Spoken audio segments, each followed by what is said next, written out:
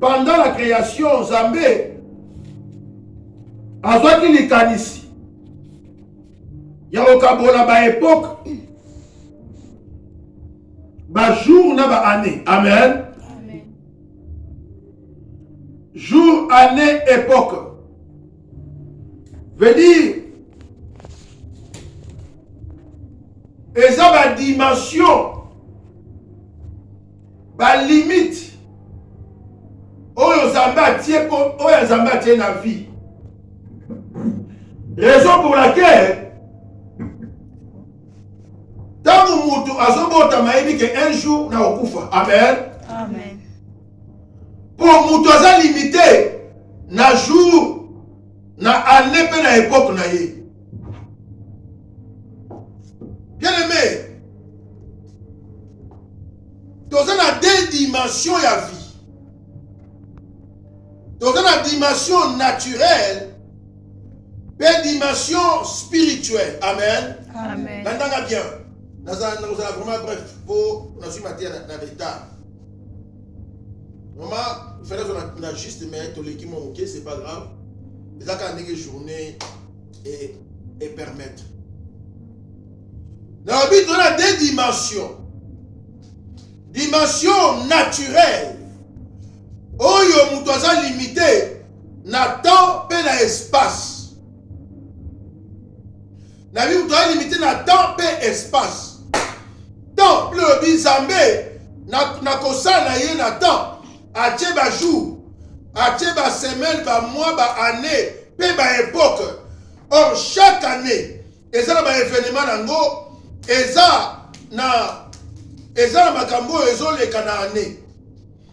Na chaque époque, eza na bato yo bazoleka, pe eza na événement ezoleka na chaque époque. Amen.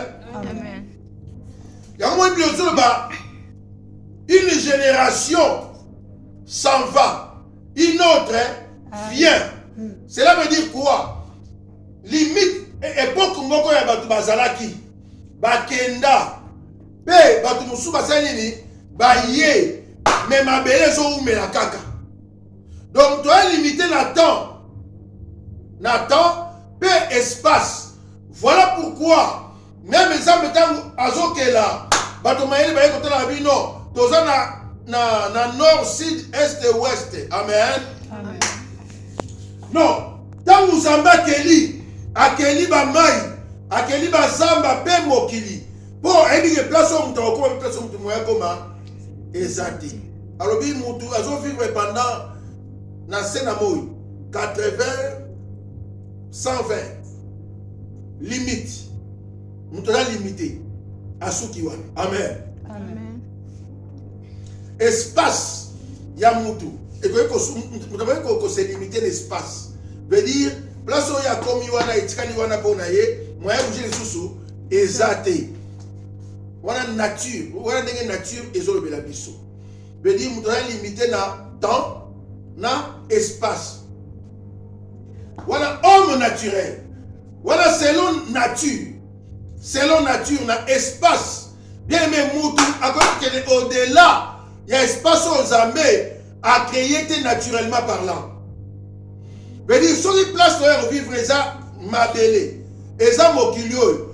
Au lieu de la place au Kendete, tu vis sur cette terre. Amen. Amen. Oh, amen.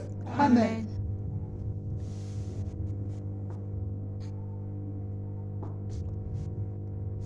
Yango moni mutu azo vivre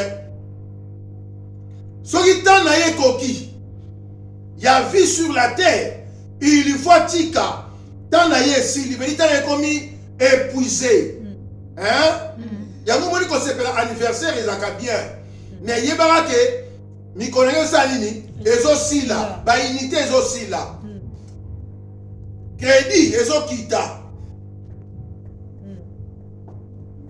to fêter ba bini joyeux anniversaire joyeux anniversaire bazo ko baso bala moko bongama ko zokende bongama ka ozokende 50 ans déjà yango yo Kali kilo tikali na combien? Eh. bongama ozokende bongama mikolezo tala omoni kimo bange ato kimyango ekoya poza limité na temps amen Amen. oh tango ezokende veut dire mutu azokoma fane mutu azonzuluka parce que temps na ye ezosila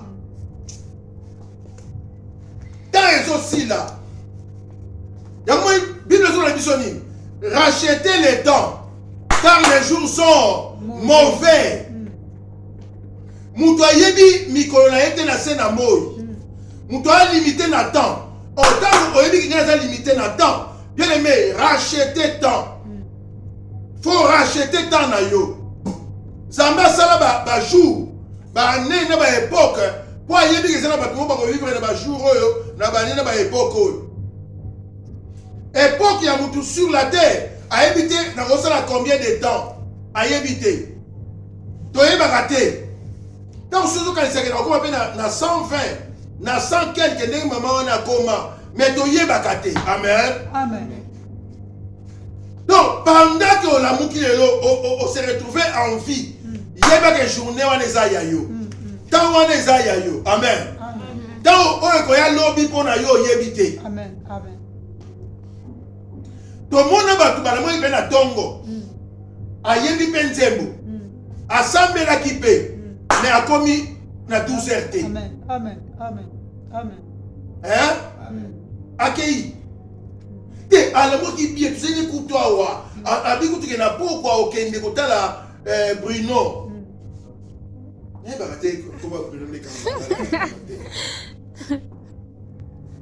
mais tocomprendre te kaka boye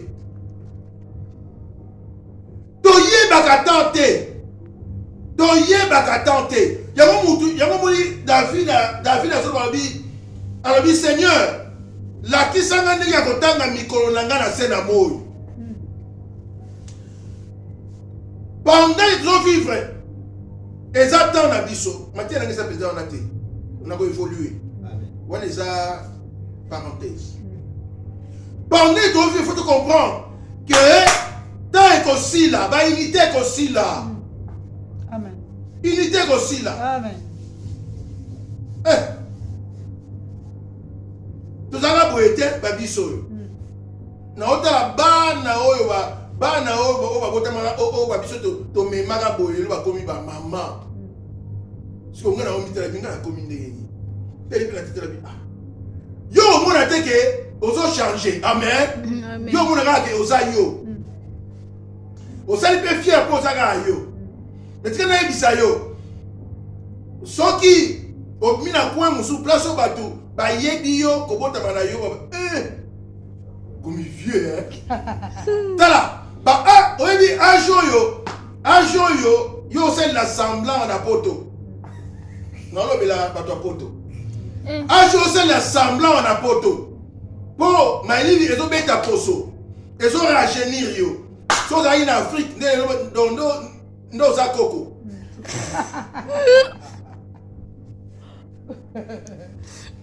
nazoloba ngo te mpona dénigrer afrique te mais to baafricain toyeba condition de vie afrique ngungia soyo butu mobimba olali bien te na ntongo olamuka boye lipa kolia eza te ozela mama wana koleka mpo te biso lipa makanisi ebele amen olipi obima boye mvula ebandi mwasi yango ya mabaye te bo bato mpe toboka il faut ma ezotanga amen te oza na pongi moye olala eza te fo ozela mvula ekatana mpo bopangusa place oyo bolalaka sikotala makambo wana nyonso alors oyesko na poto mwa pongi ozolala ngungia otikala koyoka ye te na ntongo ozolamuka ofungoli congélateur obimisa mwa le otie wana ochauffe amen soki ozwi mwana 50 ans oyo oza ozwi mwana 50 ans oyo mosusu wana omoni mpelake no ngai nazobika nanu amen siko otata tozomonake no ngai naza nanu ta ezokende kimobange ezoya amen o amen osilikeli ngai nabi mabe Vérité totale. vérité. Oh Seigneur. C'est pas son mako, na bima wa. Na ko bima place hotel. Ne ça ka parenthèse na fungoli. Bien aimé Yoka. Oh, tant et temps. Tant et ça yanzambe. Amen. Amen. Nous devons profiter. Le qu'on a tant et ça nam. Tout ça la misère muto atinda kibiso. Bon, la mort vient où personne ne peut travailler. Yesolobi, il faut que je fasse, tandis qu'il est jour, les œuvres de celui qui m'a envoyé. Amen. La nuit vient où personne ne peut travailler. Donc, nasa na vie sikoy, botikanga nasa elanzambe, na yemba po nanzam, po buto ezoya, kufe ezoya, na soki, ba soki kredi nange sil na ete na bobenga sondengeni. Bien aimé, et ça la passe au monde. Mutu penza mutu afin de pena ndabuko a une église té po zo banga akopola mais apolaka tamo ke musala. Amen. Amen. Apola tamo ke musala. Oh mutu ni photo pour la mvula ezande nzambe. Hey. O lati die opole linde nzambe mvula. Po yene mdo pese biso makas pema otozalio ezaye nzambe. Yes. Amen. Amen. Gloire au Seigneur. Oh, amen. Amen. Yango, salela tana yo, kobeta tan karaté. Amen. Amen. So yo ozo kipe tante tan, ezo kipe yo. Veut dire, tanga kaka mikolo. Tanga ka mikolo. Tanga ka mikolo. Nazo rappeler, moi na moko yangai, dans la tango tokoti na école primaire. Nasomona yende ninga salaka ndi akomi lelo awuti classe mkwali boso aye na pesa bi botangi ni lelo na rappeler ma mwana azondi mateke ezayi. Amen. Bota eleki. Amen. Amen. Nenga na bosa na ngote aya lobi papa lelo batangisi biso botangi lingala boleli mapasa kwe. Oh.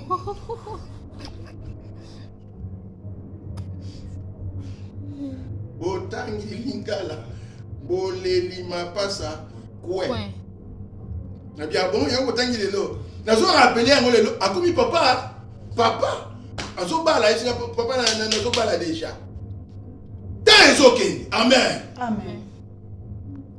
Bien aimé bino so boy tango nazalaki mwana nazalaki kosala makambo lokola mwana. Amen. Amen. Mais tango nazokola veut dire il faut n'agir lokola mukolo pona po ta esi eleki ta échanger.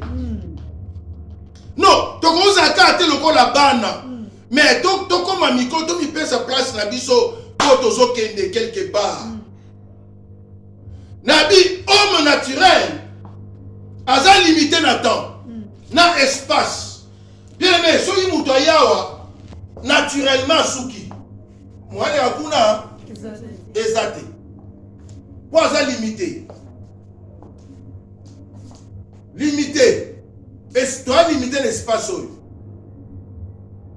Amen. Amen. Tandis que homme spirituel a dépassé ce qui est naturel. Homme spirituel a au-delà de naturel. Amen. Amen. Veut dire homme spirituel avec Oya mire zawana mais homme spirituel aye aleki abimbe na ngambo oyo kuna nengana loba nini nazongi mpo ba homme spirituel oyo nazolinga naloba oyo aza lié na baloi na ba dimension spirituelle na expliquer parce que nature eza lié na baloi ya nature. Amen. Amen. Nature eza lié na baloi nango ya nature. Veut dire mai ezaka mai. Mai kotika kaka mai. Par contre na dimension spirituelle mai ekokoma vin batu bameli mai wana pe balobi me vin oyo bandaka ezalaki Wapi. wapi. Est-ce que vous comprenez ngai? Amen. Là, on va beaucoup comprendre. Gloire au Seigneur. Na nature nzete tikali kaka nzete ekoki kochange te naturellement eza nzete mais na dimension spirituelle nzete ezokoma nyoka nzete ekoma nini Nyoka. nyoka sasa Moïse ayebi ya nzete oui ezalaki mpe nzete naturellement parlant mais ntango Moïse azwi nzete oyo ezolobi na ye bwaka na se abwaki ekomi nyoka wana ekomi domaine mosusu wana ekomi dimension spirituelle. Amen. Amen. Amen. Oh, amen. Amen. Cela veut dire quoi? Dimension spirituelle. Ezoya au-delà, il y a dimension naturelle. Gloire. Donc, nature, et quand il faut changer, mais dimension spirituelle, et quand il faut changer ce qui est naturel. Amen. Amen. C'est pour se comprendre. Amen. Amen. Amen. Amen. Nabi, ce qui est naturel reste naturel. Par contre, dimension spirituelle, et quand il y a qu'on change. Amen. Échange. Oh, échanger quoi? Amen. Amen. Nous sommes les exemple la pessi. Mai ezaka mai. Amen. Mais sur le bibo so mai wana. Bo tia mokuna bo pesa ba mela na fête. Ta bazo mela sur mai te me comme nini? 20. Ou comme une dimension spirituelle. Amen. Oh, la dimension spirituelle veut dire mutoza limité de sauter. La dimension naturelle mutoza limité na temps, na espace. Par contre, la dimension spirituelle, mutoza sous limité, mutoza sans limite. Veut dire avant qu'elle est au-delà, il y a une nature et bongisa. Amen. Il y a au moins je en réalité dans l'homme, c'est l'esprit. Amen. Amen. Yes. La vie place où yo comité. Place où yo comité. Spirituellement. Amen. Amen. Amen. Tika mutumo a comprendre la combo na. Amen. Amen. Amen. Na dio comprendre dans le nom de Jésus. Amen. Te place où yo comité. Pour mutazara omniprésent ezaka nzambe. Jambe. Hein? Amen. Oh, amen. Amen. Quand vous êtes omniprésent. Mais nous avons une dimension spirituelle. Bien aimé, nous avons place au comité. Place au comité physiquement. Mais spirituellement, nous avons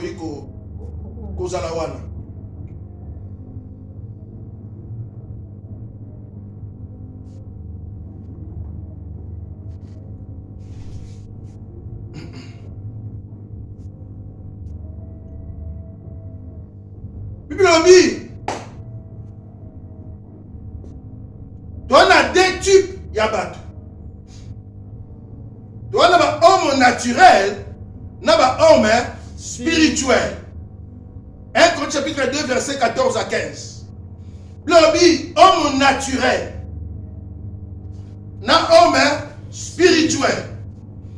Tu as une dimension naturelle, une dimension spirituelle.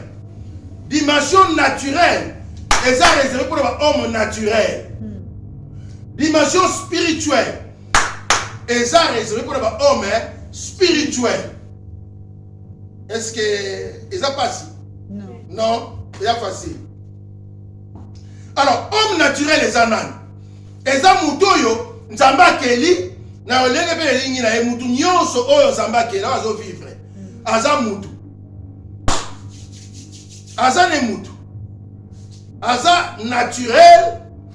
Aza lié na ba loi ya nature. Amen. Amen. Ou amen.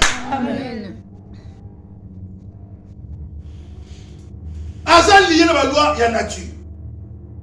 Veut dire, il y a au-delà de la nature et c'est le bas. Alors, soit wana. Tandis que l'homme spirituel, aza lié na dimension spirituelle. Cela veut dire, à la capacité, il y a au-delà, il y a ce qui est naturel. Ah, Yesu soit le kumu. Gloire au Seigneur. On a mais la bien soit le kumu. Amen. Amen. Amen. Amen. Bien mais naturellement parlant. Bato ko ya basangani coutume et lobby. Coutume c'est nini? Et lobby. Bavandi basangani coutume et lobby. Pour coutume pesa nature. Amen. Amen. Bakangi bakoki pe kosala nini? Kokanga. Et kozala na lien na bato baza nature. Ko baza naturel. Ba homme naturel. Bangondi bakozala lié na oyo nature ezokanga. Amen. Amen. Tandis que bato baza spirituel, ça n'a rien à voir na makambo oyo nature ezo sala. Hey.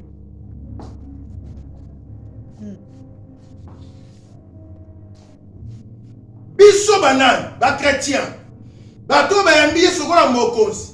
Be mobikisi na bango. Vedi bato wana balati identité mususu. Bazo porter homme surnaturel na kati na bango. Amen. Parce que Christ vit en nous. Amen. Le rôle à Yesu va na kati na biso. To comme ba homme surnaturel. Amen. Homme spirituel.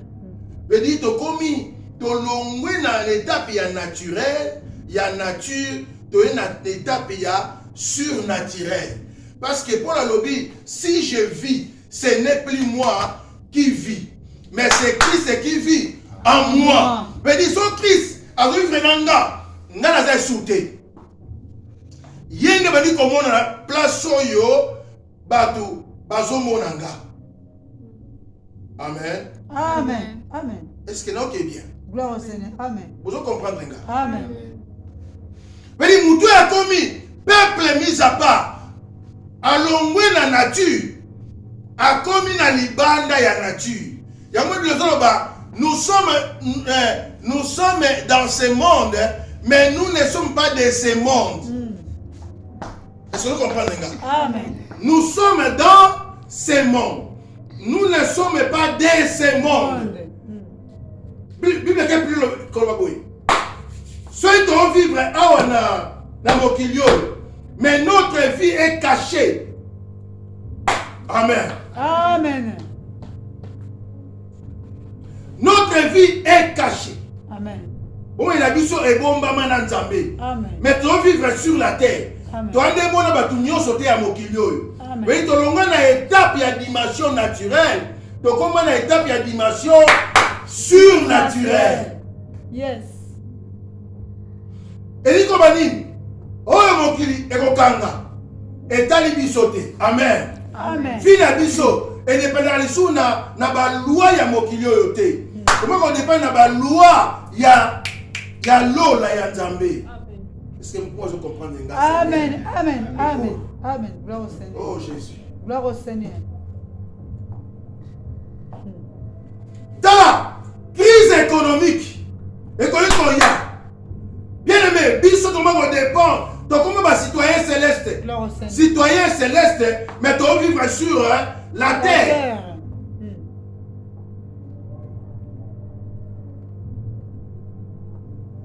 Coronavirus.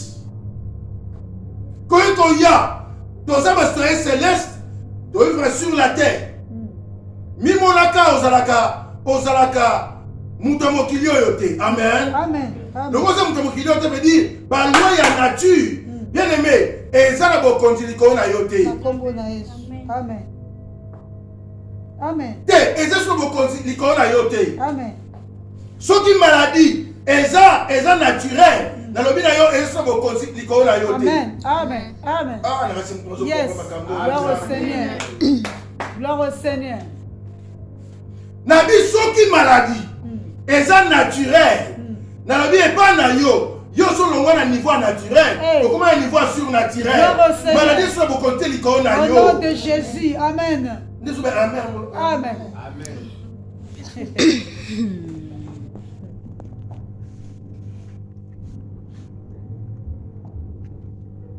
mutasepeli te.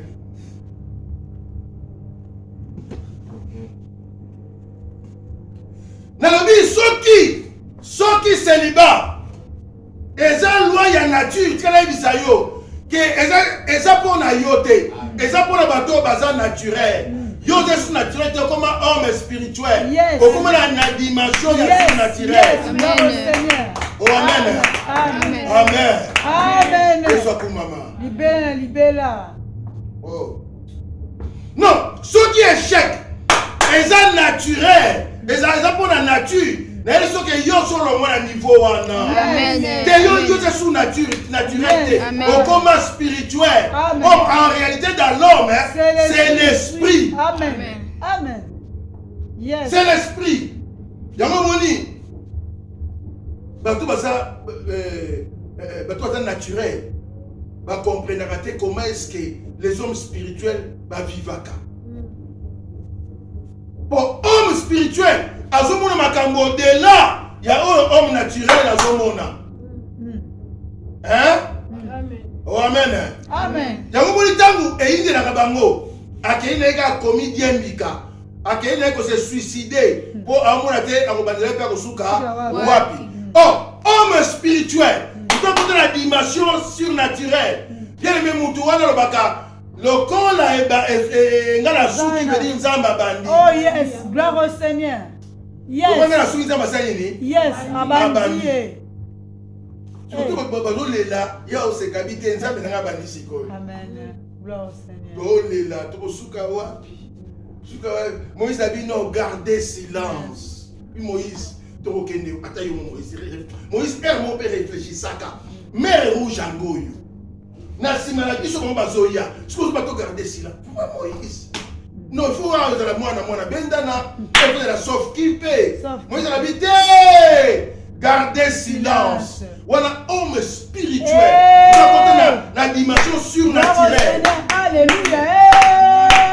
Mais à mon avis différent na bateau différent. Alors, les Égyptiens que vous voyez aujourd'hui, vous ne les verrez plus jamais.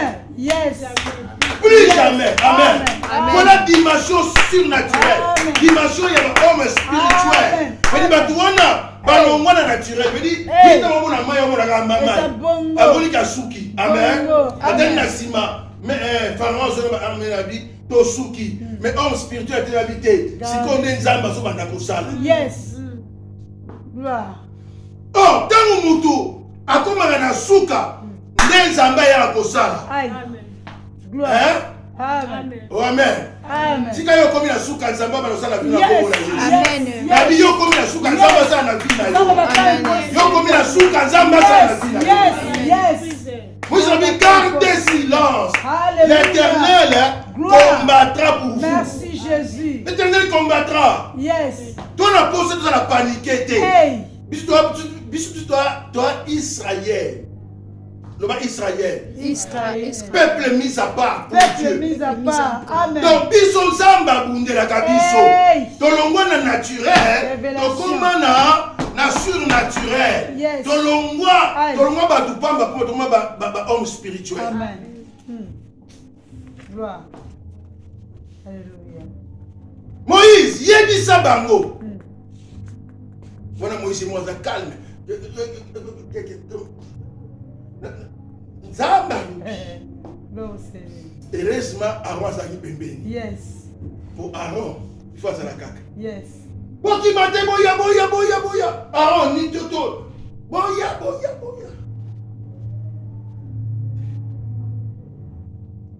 Moïse. Solution ezali. Mai wana fait fungwama. Amen. Amen. Bien aimé. Tolongwa ko changer ba dimension. Ce que vous priez, non, ce que vous priez, vous avez ma dimension na foi. Ben ça va ndeko bo sala matanga. Sombi ba jiboche musique ya Nzambe.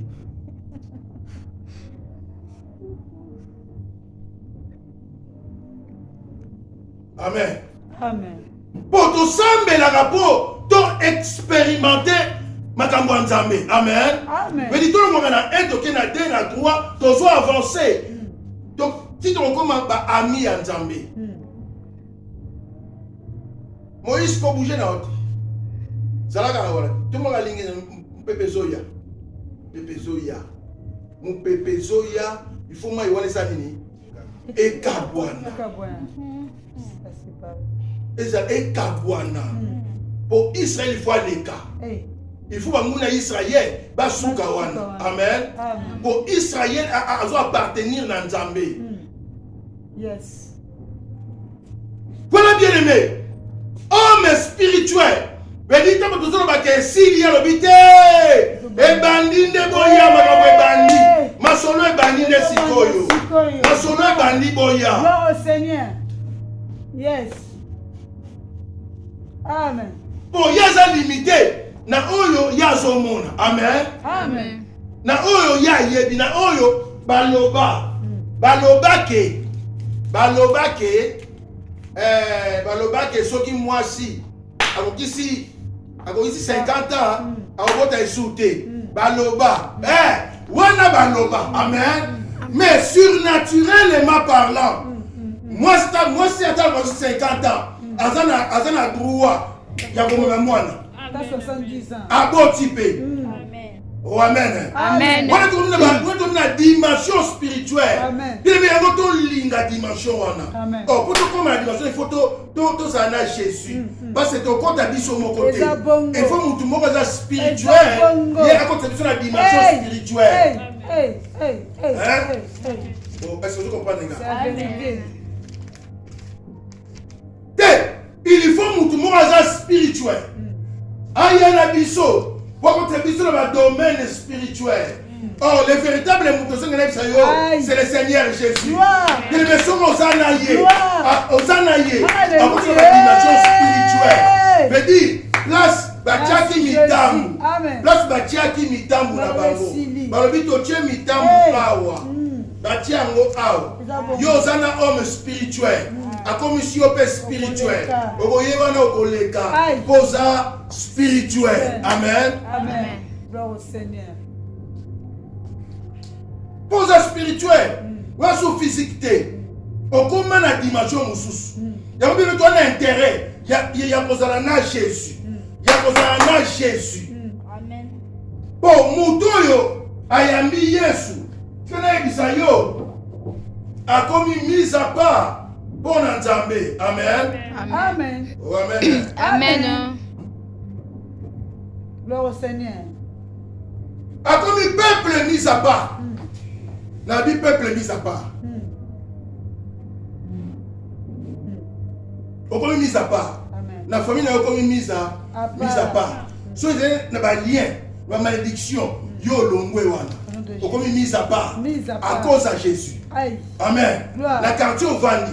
Si vous avez un lien, une malédiction, bon à Jésus, yo comme mis à part. Comme épargné. Comme écarté. Au longwe na ba loi établie. La loi va établir ça. Yo longwe wana. Au comme mis à part pour Nzambé. Amen. Amen. Yo kasiko. Bien, ils te feront la guerre, mais ils ne te vaincront pas. Pour eux, les sous-naturels, ils comme une année spirituelle. Mais ils ça la complot. Basali complot. Bayen nabutu. Yo lali penza penza yo. Déjà penza yo. Olali mais bazomona yo te. Bazomona mususu. Mo toujours la place yo lali. Parce que oyo mema aza spirituel azwaka forme nyonso. Amen. Comment dire? Amen. Hein? Amen. Te azwaka forme nyonso. Azwaka forme ya mai. Ba yego tala yo bo mona place ngo. Mais c'est là qui a wat. Mais et comme mai ndenge ni. Non, est toyaki na non, toyaki na mo e place ngo ya ngo tala to sin na jali yango yo. Mais comme mai ndenge nini? Yozawana. Amen. Amen. Donc nous avons porté homme spirituel. Amen. Veut dire comme surnaturel. Amen. Veut dire comme aux yeux forme mususu. Au nom de Jésus. Par mon ayote, par mon image mususu. Amen. Amen. Ils te feront la guerre, mais ils ne te vaincront pas. Au nom de Jésus. Ouais ça yo. Amen. Nabi po ezande yo. Amen. Te esamelo na kombo na Yesu. Amen. Nabi esamelo au nom de Jésus. Amen. Baluka yo na butu. Bazwa yo te na kombo na Yesu. Amen. Babulisa yo balongo te na kombo na Yesu. Amen. Tolongi ezala nde yo. Tala atati na bandoto na yo yondo longa. Amen. Amen. Nabi atati na ndoto na yo longa. Amen. Amen. Amen. Amen. Amen. Ils te feront la guerre. Bando qui va sangana. Bien aimé, bako ya contre yo. Bako longa yo te po yo. Yo ne me l'Éternel des armées. Yo ne me l'Éternel des armées.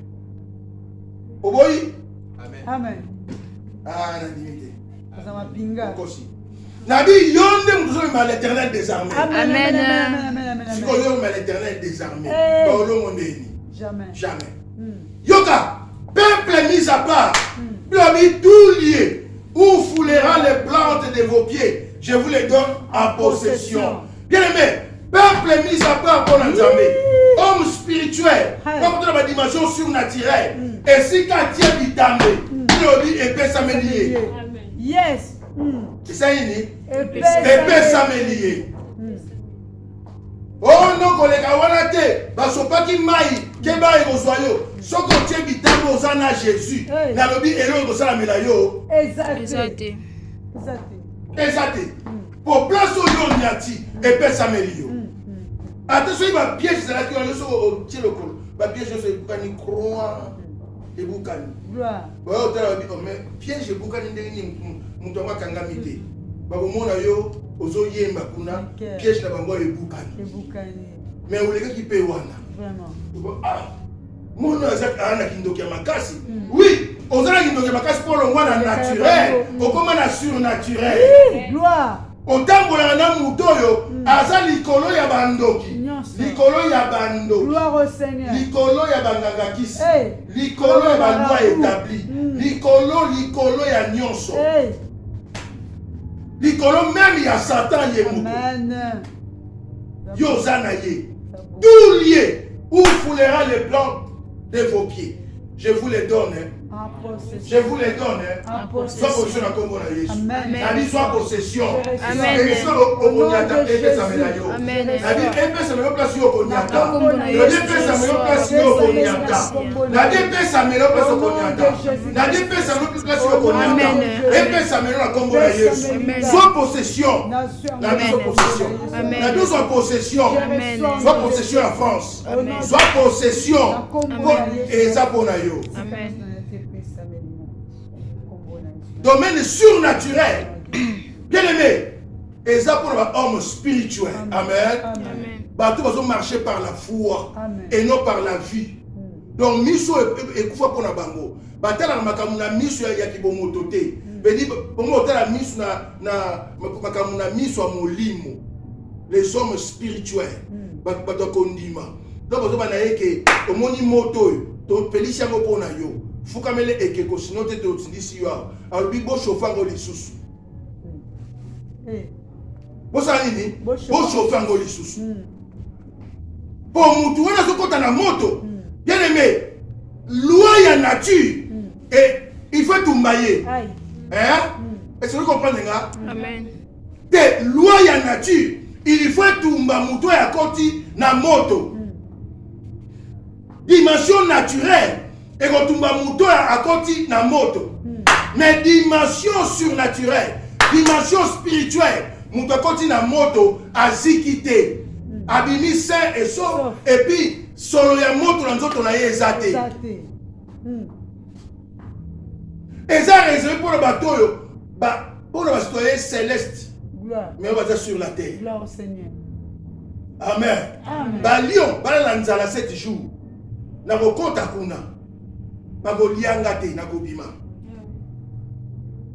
Voilà, bien aimé, kozala na Jésus est un privilège. Amen.